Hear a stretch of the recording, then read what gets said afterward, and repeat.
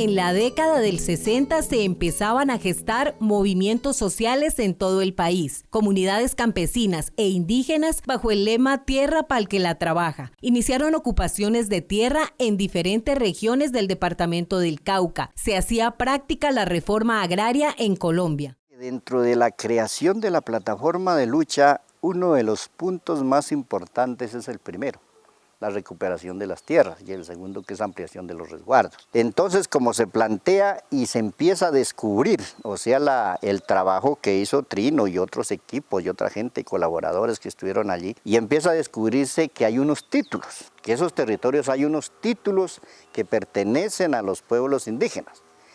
Y que entonces la pelea no se dio porque simplemente necesita una tierra, sino porque se da cuenta la gente en que donde estamos o donde están las grandes haciendas son títulos de propiedad de los pueblos indígenas.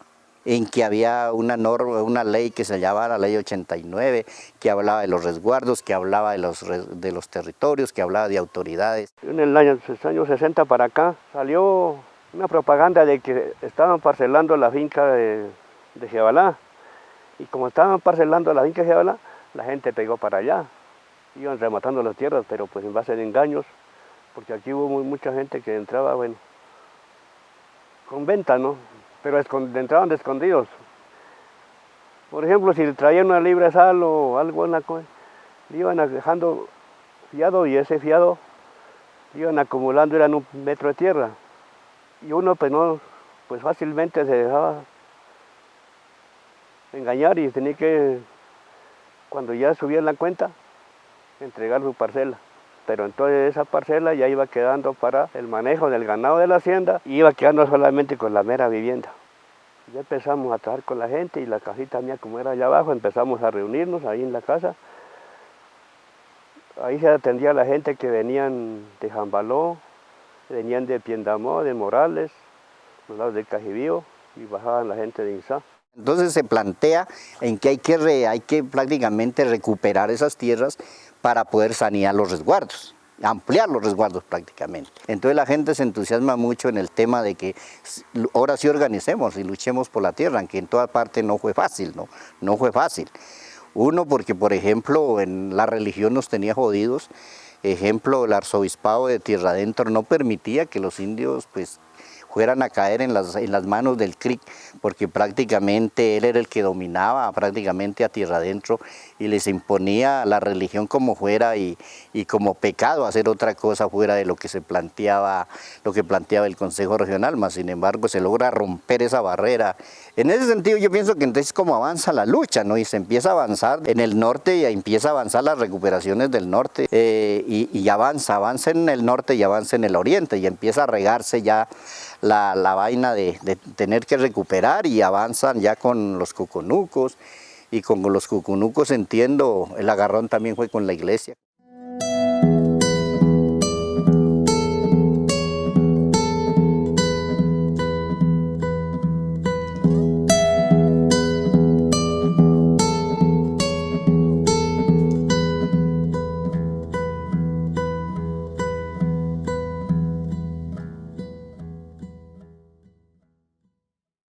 Constituido el Consejo Regional Indígena del Cauca, las comunidades empiezan el cumplimiento del primer punto de la plataforma de lucha, recuperación de las tierras. En el resguardo de Coconuco se enfrentan al poder de la Iglesia Católica con la recuperación de la finca Cobaló y en adelante muchos predios que habían pasado a manos extrañas del territorio.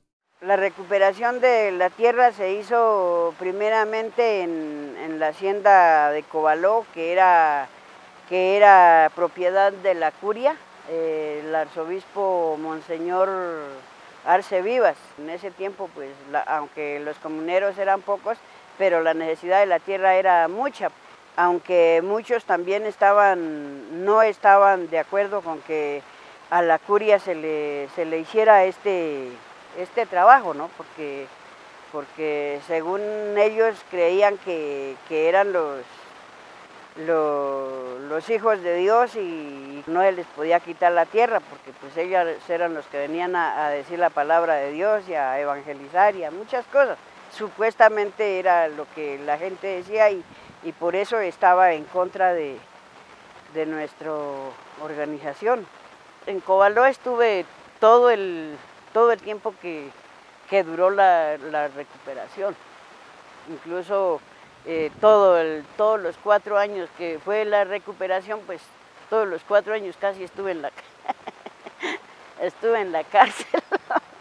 Y de ahí para adelante pues ya se organizó mejor la comunidad porque ya se armaron grupos para recuperar las siguientes fincas, que fue La Estrella y luego Canán, como se llamaba en ese tiempo, y el otro creo que era Portales, y así sucesivamente la comunidad siguió su trayectoria de irse formando grupos, y después de todo ese trabajo la gente se ha ido organizando para ocupar el territorio, aunque aún en este momento, en el 2020 que estamos, todavía falta por, o sea, que legalicen el resto de finca, el resto de tierras que hay para legalizar o para sanear prácticamente el resguardo.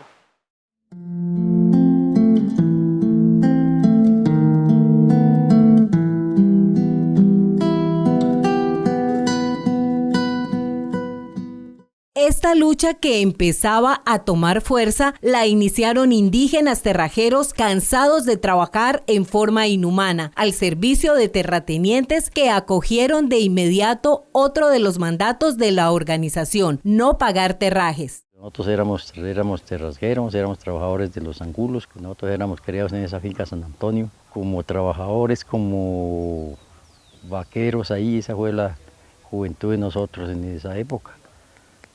Ya en el año 70, como les digo, yo estaba cuidando una finca y éramos 10 hermanos y mi papá no tenía absolutamente nada, ni mi mamá. Ya me fui enterando de lo que era la organización, lo que eran como las recuperaciones. Ya lo que fue el resto del año 71, pues me fui enterando de esto, qué era lo que era la recuperación de tierras, qué nos correspondía y qué debíamos hacer, pero así muy camufladamente, como se puede decir, porque en esa época no se podía hablar a carta abierta, como se dice.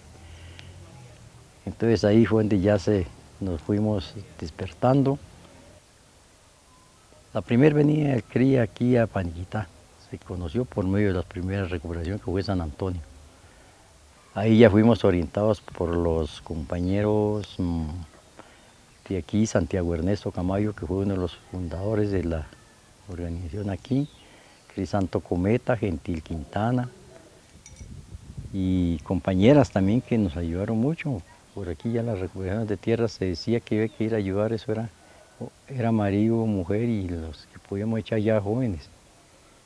Cuando se decía recuperar tierras a la hora que fuera, doña Oratulia, Livia Camayo, y la familia Zambranos, como era Gonzalo, Carecencio, ellos ya eran los que han entrado a recuperar allá y nos daban esa experiencia, y no fue difícil para nosotros continuar en adelante, porque a mí me persiguieron, se me entraban hasta aquí al pueblo, para allá por donde vivo también me persiguieron, me hacían dormir afuera de la casa, salió mucha persecución, a mí me persiguían mucho, y ya nos perseguían, y sobre todo yo no sé por qué me la habían velado a mí. Entonces era así que tenía que andar muy reservado, fugándole a ellos, a los pájaros que llamamos en esa época, y pues gracias a Dios no me ha sucedido nada hasta el momento.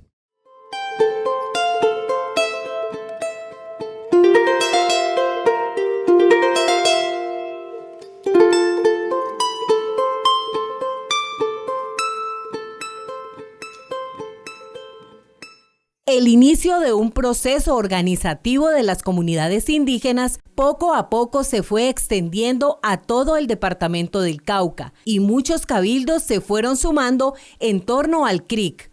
Los campesinos que ya habían comenzado con recuperaciones de tierra vieron en la organización indígena un punto de apoyo fundamental para fortalecer las luchas. Desde el Consejo Regional Indígena del año 71 se venía trabajando con la lucha por la tierra. ya eran muchas las fincas recuperadas. Y los campesinos también miramos la posibilidad de meternos en la lucha por la tierra, y fue en los años 80 que empezamos con esa propuesta. Y así fue, y fue cuando logramos posicionar el movimiento campesino también junto con el Consejo Regional Indígena del Cauca. Nosotros tenemos que agradecer mucho al Consejo Regional Indígena, porque en el tiempo que ellos nos apoyaron fueron muchas las recuperaciones de tierra que logramos hacer. No solamente fue aquí en Cajibío, nosotros hicimos recuperaciones en Piendamó, en El Tambo, en Timbío, en Sotará, y eso lo hemos llevado a nivel nacional. Entonces nosotros decimos, esa alianza nos sirvió mucho porque nos logramos tener identidad campesina y pegarnos mucho más a la lucha por la tierra. Entonces eso nos llevó a que tuviéramos más sentido de pertenencia por nuestra madre tierra. Cuando yo llego al Consejo Regional Indígena del Cauca, que en ese momento estaba en carpas en el Cadillal, entonces ahí nos atiende Juan Gregorio Palechor y nos daba pues como el cerebro más bien de lo que tocaba que hacer para organizar. Decía, bueno, compañeros, nosotros podríamos ayudarles a esa lucha, pero esa lucha es difícil. Esa lucha ustedes tienen que armarse para pelear contra el terrateniente. Desde lógico que ustedes van a tener muertos, van a tener presos, y ahí es donde el campesino puede salir corriendo. Nosotros que ya estamos acostumbrados como indígenas, nosotros no le corremos. Nosotros nos preparamos para atacar y defender el territorio indígena. Entonces ya llego a la casa, cito una reunión con la comunidad, y de una vez teníamos la propuesta ya como muy acertada para entrar a recuperar la finca del Cofre, que es la que estamos nosotros viviendo ahora, que es La Viuda. Entonces eso fue un proceso de organización, ya los compañeros le dedicaron todo el espacio acá con José Domingo Caldón, compañero Juan Cometa, y todos ellos empiezan a darnos el apoyo. Mientras nosotros empezamos a toda esta parte, pues ya teníamos muy claro que esa tierra era para el que la necesitaba. Entonces el eslogan, tierra para el que la trabaja.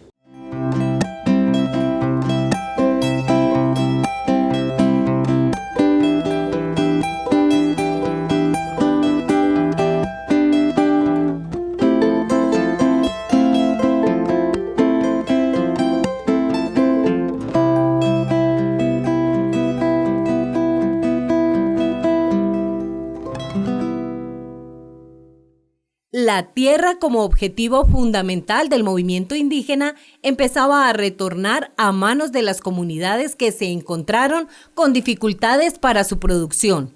Entonces nace la idea de crear mecanismos económicos en diferentes resguardos, como las empresas comunitarias, tal como quedó consignado en el 8º punto de la plataforma de lucha: fortalecer las empresas económicas comunitarias. Cuando se recuperan las tierras, la gente quedaba prácticamente en el aire, ¿sí? Entonces, porque el terrateniente se llevaba todo.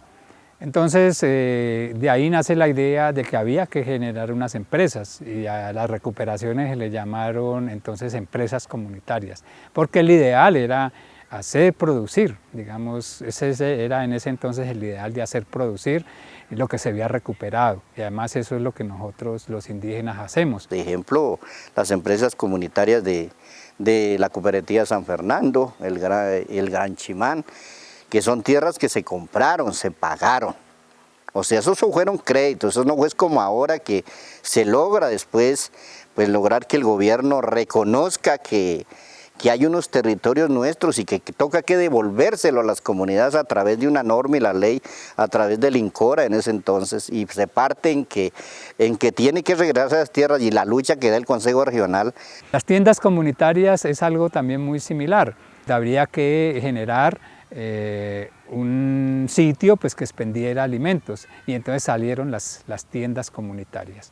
Pero las tiendas comunitarias eran sitios de reuniones. Digamos, en ese tiempo reunirse 20, 30, 50 o 100 personas era muy difícil hacerlo, porque inmediatamente llegaba la fuerza pública. Luego vinieron las cooperativas, y hubo en ese momento 3 cooperativas que fueron grandes, la de Zumbico, que todavía está, la cooperativa de Paniquitá, que todavía también está, aunque ahí muy débil, pero existe, y las Delicias. Esas 3 cooperativas, las tiendas, las empresas, entonces se generó que había que montar una central cooperativa indígena del Cauca para ir haciendo trabajo político y organizativo del movimiento indígena. Jugaba un papel más político que económico en los años 80. Ya a partir de los años 90 es que ya se habla de la economía indígena y sale el 8º punto de lucha, que es apoyar las formas económicas propias. Fue lo que se generó y por toda la experiencia. Y ya en los 90 pues ya sí se mira cómo es que tenemos que hacer una economía indígena.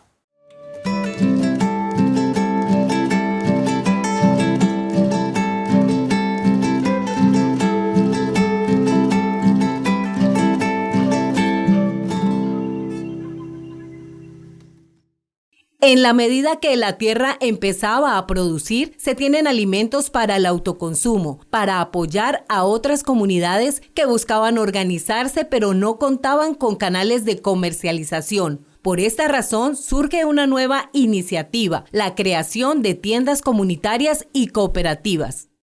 Entonces, pues a algunos líderes les nació de que había que formar unas tiendas comunitarias y a la vez pues meter en el punto de la plataforma política de la organización. Entonces se decía que pues, las tiendas comunitarias iban a servir para hacer solidaridad, para muchas cosas. Y de verdad que eso fue el motivo para que realmente algunos líderes promocionaran que en todos los resguardos indígenas hubieran unas tiendas comunitarias. Y hubieron líderes que realmente promocionaron, tenían el conocimiento, y como la organización pues apoyó a los mismos indígenas de los diferentes resguardos, de los diferentes municipios, para que se capacitaran, para que realmente se manejara como una pequeña empresa, más que todo venta de víveres y la ganancia, la utilidad pues que realmente sirviera para los proyectos comunitarios y para realmente la necesidad que había, porque más entonces era que nosotros éramos perseguidos como indígenas por la cuestión de la recuperación de las tierras. Pero hoy día, digamos, las tiendas que todavía funcionan, pues realmente tienen esa credibilidad que fueron, que lucharon, que se hizo algo, que se demostró y ahí siguen funcionando. Hemos ido avanzando, no solamente en tiendas, sino ya digamos en cuestión de cooperativas, en cuestión de piscicultura.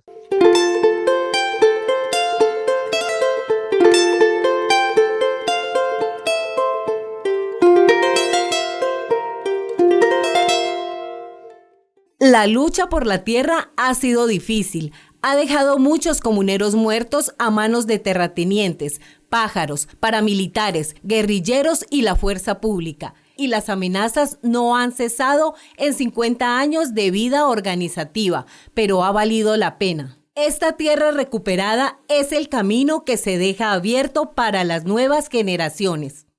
Y el interés nuestro es que la juventud coja las riendas de esto, que no lo dejemos acabar, que lo impulsemos, porque esa ha sido la meta de nosotros desde el principio, desde las primeras orientaciones que nos dieron nuestros dirigentes.